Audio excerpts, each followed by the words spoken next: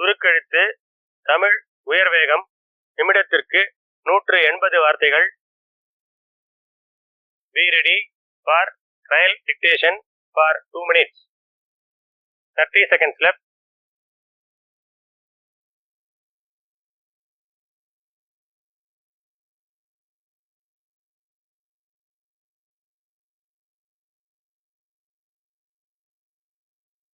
Fifteen seconds left. 10 seconds left. 5 seconds left. Begin. மாண்புமிகு பேரவைத் தலைவர் அவர்களே, போக்குவரத்து மற்றும் சுற்றுலாத்துறை மானிய கோரிக்கைகள் மீதான விவாதத்தில் பங்கு கொள்ள வாய்ப்பளித்த தங்களுக்கு எனது மனமார்ந்த நன்றியை முதற்கண் தெரிவித்துக் கொள்கிறேன். இந்த சட்டமன்ற பேரவையில் 2ஆம் முறையாக உறுப்பினராக கூடிய நல்ல வாய்ப்பை பெற்றதற்கு நான் உள்ளபடியே பெருமகிழ்ச்சி அடைகிறேன். மாண்புமிகு தமிழக முதலமைச்சர் அவர்களுக்கும் இதர மாமன்ற உறுப்பினர்களுக்கும் என் நன்றியை முதலில் தெரிவித்துக் கொள்கிறேன்.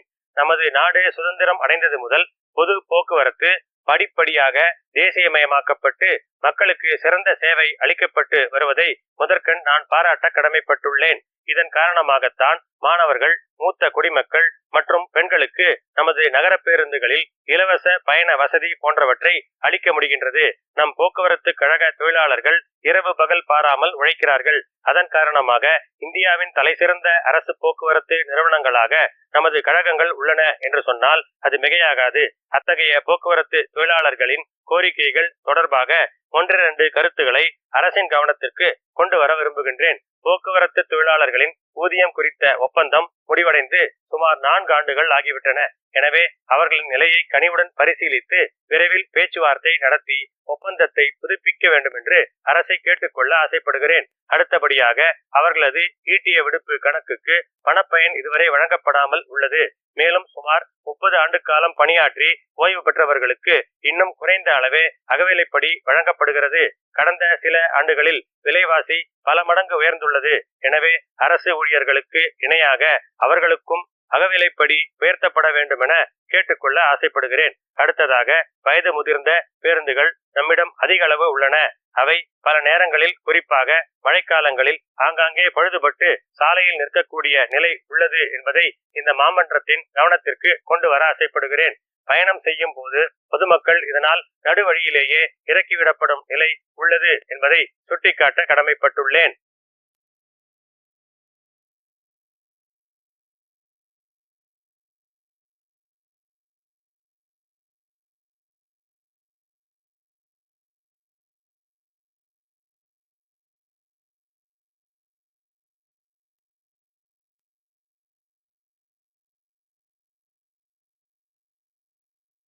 சுருக்கெழுத்து தமிழ் உயர்வேகம் நிமிடத்திற்கு 180 வார்த்தைகள். வினாத்தாளின் குறியீட்டு எண் 225. 225. படிக்கப்பட்டதை சுருக்கெழுத்தில் எழுதிக்கொள்ள வேண்டும். சுருக்கெழுத்தில் எழுதிக் கொண்டதை அதற்கு நேரான விரிவெழுத்தில் எழுத வேண்டும். சுருக்கெழுத்து திறனுக்காக 10 மதிப்பெண்கள் ஒதுக்கப்பட்டுள்ளன. விரிவெழுத்தில் எழுதும்போது கையெழுத்து தெளிவாக இருப்பதுடன் வரிகளுக்கிடையே உரிய இடைவெளி இருக்க வேண்டும்.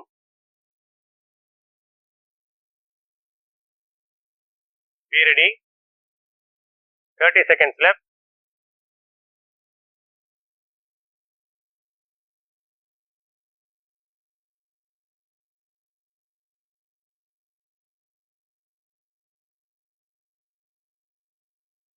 Seconds left.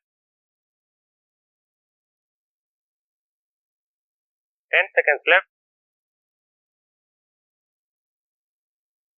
5 seconds left. Begin. மாண்புமிகு பேரவைத் தலைவர் அவர்களே, இந்த ஆண்டிற்கான வரவு செலவு திட்ட பொது விவாதத்தில் எதிர்க்கட்சி தலைவர் என்ற முறையில் எனது கருத்துக்களை முன்வைக்க கடமைப்பட்டுள்ளேன். குறிப்பாக 1-2 துறைகள் குறித்து சிறிது விளக்கமாக குறிப்பிட விரும்புகிறேன். மற்ற துறைகள் குறித்து எங்கள் கட்சி சார்பாக உள்ள கருத்துக்களை மற்றொரு சந்தர்ப்பத்தில் தெரிவிக்க விரும்புகிறோம். அந்த துறைகளுக்கான மானிய கோரிக்கைகள் அவை முன் வரும்போது எங்கள் கட்சியின் சார்பில் உறுப்பினர்கள் கருத்துக்களை முன்வைப்பார்கள் என்பதை இந்த சந்தர்ப்பத்தில் தெரிவித்துக் கொள்ள கடமைப்பட்டுள்ளேன். முதற்கண் பள்ளி கல்வித்துறை குறித்து 1-2 கருத்துக்களை குறிப்பிட குறிப்பிட விரும்புகிறேன். ஆரம்ப பள்ளி ஆசிரியர்கள் தங்கள் ஊதிய உயர்வு, காலி பணியிடங்கள் நிரப்புதல் மற்றும் பதவி உயர்வு குறித்த கோரிக்கைகளை முன்வைத்து தற்போது போராட்டத்தில் ஈடுபட்டு வருகின்றார்கள் என்பதை அவையின் கவனத்திற்கு கொண்டு வர கடமைப்பட்டுள்ளேன். ஏற்கனவே பல காலமாக அவர்கள் கோரிக்கைகள் வைத்து நிறைவேறவில்லை. இப்படிப்பட்ட சமயத்தில் அவர்கள் முற்றுகை போராட்டத்தினை அறிவித்துள்ளார்கள். இது சம்பந்தமாக பல ஆசிரியர்கள் கைது செய்யப்பட்டுள்ளனர். எனவே அரசு இதில் தலையிட்டு அவர்களை அழைத்து பேசி சுமூகமான தீர்வு காண வேண்டும்.